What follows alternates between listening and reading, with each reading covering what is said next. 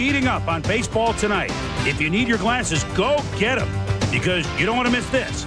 It's May Day in Houston as the Astros try to grab hold of the Pirates, and the Indians try to steal one from the Rangers. Buhner keeps swinging for the fences in Baltimore, while John Smoltz continues to have the hot hand. Can Kurt Schilling and the Phillies cool off the red-hot Dodgers? In Colorado, the Rockies try to flip the card.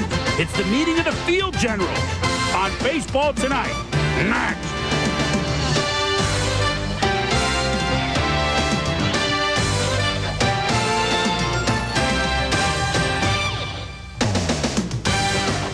Hello once again, everybody. Was that Bud Grant and Bobby Knight? One hardly showed any emotion, one threw those chairs. I don't get it. Peter Gammons, the chair thrower. Chris Berman, no emotion. Yeah, right. Welcome to Baseball Tonight. Peter, really, this is a season unlike any other. And because going into today, I mean, the 28 teams in the majors, only 4 teams in the National League and only 6 in the American League were over 500 going in the day. I don't know if that's great, but that's the story. 10 out of 28. But 2 of those teams, the teams with the best records in the American League, Texas and Cleveland, put on an intriguing 3-game series at the Jake. They really did. I think one of the most interesting things of the early season has been that Texas, with a pitching staff that looked like a bunch of vagabonds, going into today, really was close to the best 10-man staff in the league, at least for a quarter of the season. Well, we wouldn't have said that, you're right, though, in March. But today, the rubber game of that 3-game series, let's go. From Cleveland, as Johnny Quaker Oates watch this defense, which has been pretty good at times this year, betray him. Simple grinder, Dean Palmer, 5 to 11. 11 is the short fielder there behind the first base dugout. Then Omar Vizquel lays down a sacrifice bunt. Bobby Witt, 1. It's high at 3. And that sets up a big inning. You just can't give Cleveland extra outs. Kenny Lofton doubles down the right field line, scoring. Sandy Alomar makes it 2-1, and that brought up Julio Franco, the next man, Peter. This is how great a hitter he is. He can be completely fooled, bail out, and still put the ball in play, create a run. At this point, it's 3-2 Tribe, thanks to the infield miscues. 2 outs against Jim Thome, and watch Thome hustle here on McLemore. So safe. All right, so it's an extra laundry bill. He's safe, and the Tribe leads at 4-2. Albert Bell doesn't get enough credit for hitting like this. Through the hole on the left side, base hit scores Vizquel and Lofton. Albert Bell's hitting streak is now 20. The Indians lead at 7-2 and go on to win the rubber game in that 3-game series with Texas 8-5. As Charles Nagy now one of 2 7-game winners in the American League, although he was cuffed around a bit, gave up 9 hits and 5 runs in 6 innings. Kevin Elster, little big man, hit his 10th home run for the Rangers, but Cleveland wins the game. Mariners and the Orioles. Mike Mussina trying to become a 7-game winner like Nagy. Jay Ferris Buhner has been swinging a red-hot bat. It's just a little dribbler. Scores Alex Rodriguez 1-0 Mariners. Mussina has trouble with the long ball today, Peter. Well, he does. I mean, he will give up home runs. Of course, in that ballpark, it's really easy. But today, he had very little command for him. There you saw usually his best pitch, his changeup. He hung it up over the plate to Dan Wilson. Here, he cuts the fastball up right at Edgar Martinez's power. And that guy is such an astounding hitter. And the same thing with Jay Buhner. Couldn't get the ball out over the plate. Buhner pulls it for a home run. He's given up 12 dingers already this year. 8th time back-to-back homers this year for the Mariners. 5th time home runs on successive pitches. But Mark Smith off Sterling Hitchcock, I presume. It's gone. And Smith's first homer of the year gives the Orioles to within 5-4. Buhner is already 2 for 2. Look at this. I mean, it's opposite way. Back. 2 home runs for Buhner. He's homered in 4 straight games. It's 6-4 Mariners. But Roberto, remember the Alomar off Edwin Hakuna Hurtado. God! Alomar, 3-run shot, makes it 8-7-0. What a wild series this has been. Then Arthur Rhodes throws cheese to Buhner. And cheese to Griffey. Randall K. Myers comes in to quell the rally. So neither Nagy nor Mussina had great stuff, but they each win their 7th game. And that's the high in the American League. As Myers gets saved, number 10. Buhner now has 15 home runs. Alex Rodriguez, 11 for his last 22. The Mariners scored 27 runs in this 3-game series, and they won 1 game. The Friday and the Sunday games are unbelievable. Baltimore wins at 8-7. They had 3 home runs themselves. Randy Johnson. Well, when Randy Johnson pitches in the last year and a half, the Mariners' record in his starts 34-4. When Randy Johnson doesn't pitch, anybody else 67 and now 82. So 15 under 500. And obviously, Randy Johnson can't pitch 162 games a year even when he's healthy, but, he's on the DL. And, Seattle, to start the year, Peter, really only had a 4-man staff. They brought up Milwaukee last night from AAA in Tacoma, but they're really on the edge here without Randy Johnson, aren't they? Last year, I think a lot of us missed the boat. In the end, Randy Johnson probably was the most valuable player in the American League for what he meant to that team. That staff, they really don't even, you can't say they have a second or third starter. It's a bunch of guys after Randy Johnson who they hope will finish 500. That staff is predicated on the idea that he will be 20 games, or they will be 20 games over 500 in the games he starts. If everyone else combined is 500, well, then they've won 91 games. And that's what it's based on. It's really a problem for him. Baltimore also is having a lot of problems with injuries. Erickson's going to be out another 12 days probably. B.J. Surhoff has been tremendous for them. Is on the DL for 15 days after that freak play where he got hit in the head and then stepped on first and twisted his ankle. Brady Anderson still hobbling. They have some injury problems. And Benitez today had a setback in his recovery and probably will have to go out to California and have his elbow checked. Kind of a war of attrition, at least for these two teams. We're only in the middle of May. It only just got warm today. By the way, welcome spring here in the Northeast.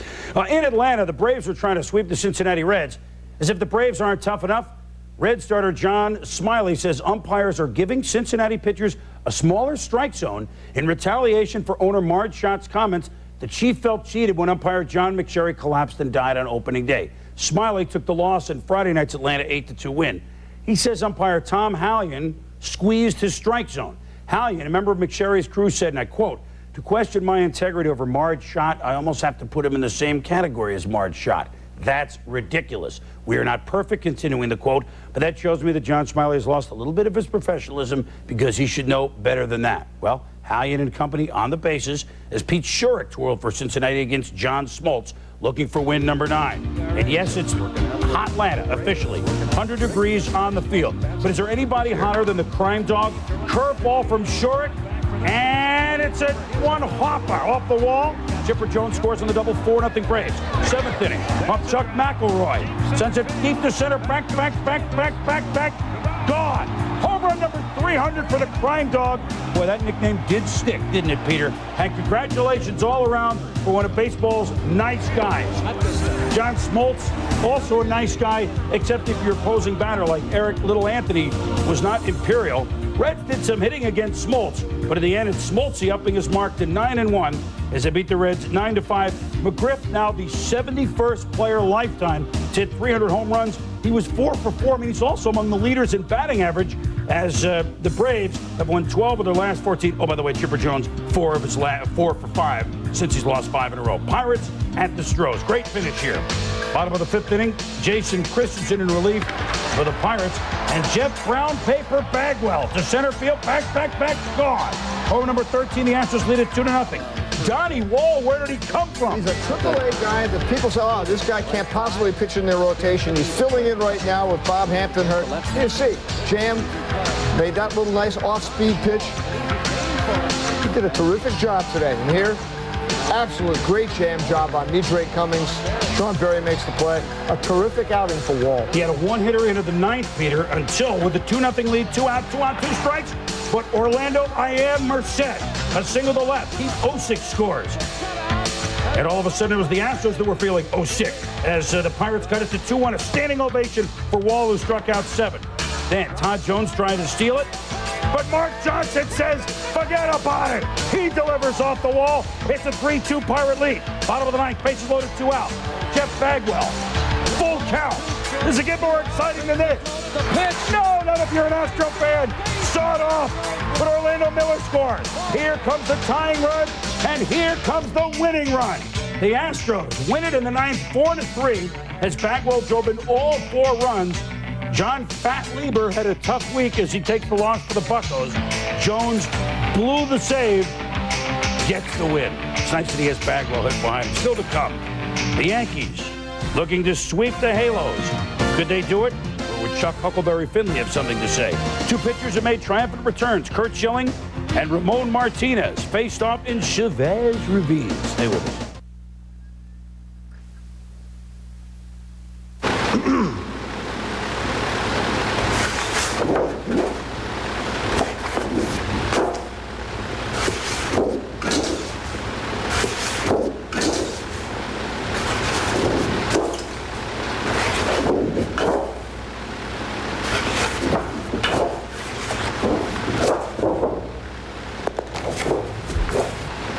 special financing now available on any Rheem air conditioning system purchased.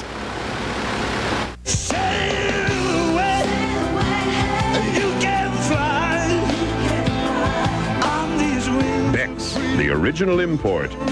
Taste German beer at its finest. Beck's, America's favorite. Say what you want about the Red Sox start and where they're headed this season, but you cannot argue with their entertainment value in Fenway Park. Succinctly, their sluggers are big guys in a small park, as Oakland found out today. And here we go.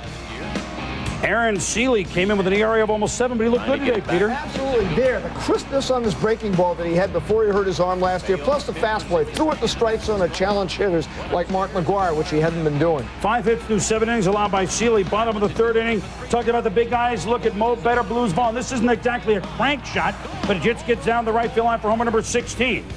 Next man up against Don Wengert, Jose Canseco. Crushed to Knig's corner. 4-0 Red Sox. 7th of the year for Canseco, all of them solo.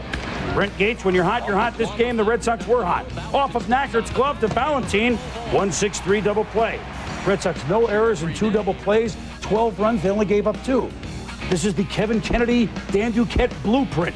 The Red Sox win it by the count of 12-2.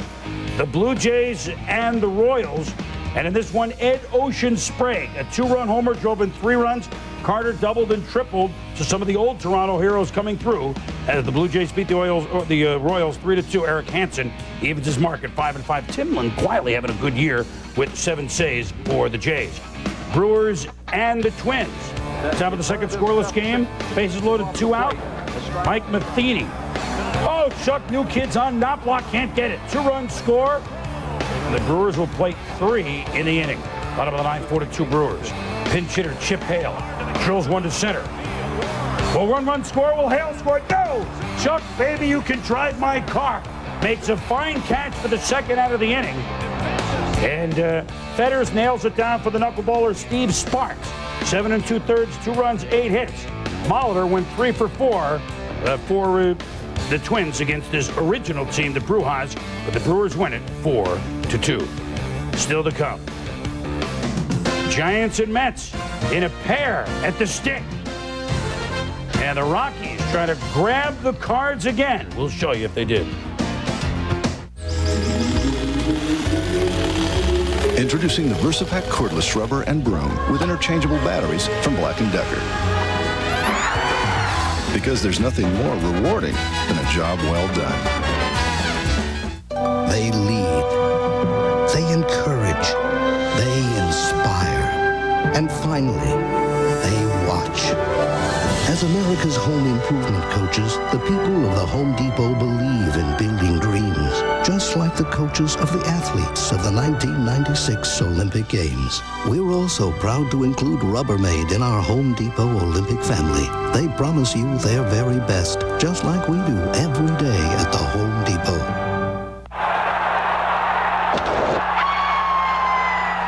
You know what somebody just sent in? H.R. Balderman. It's too late. N-Orbit is the name, but the balls were N-Orbit today because for the 60th, 61st, and 62nd time, players had back-to-back home runs in the majors this year, only the middle of May. Who sent in that name? Willard Nixon? Trot Nixon, I think, set that in. Here's our home run honor roll, both leagues. The numbers keep climbing. Crime Dog, congratulations on number 300. Told you, that nickname of all of them, that and the one I gave Babe Ruth, I think, are the ones that have stuck. For Peter Gammons, I'm Chris Berman. Thanks for watching Baseball Tonight.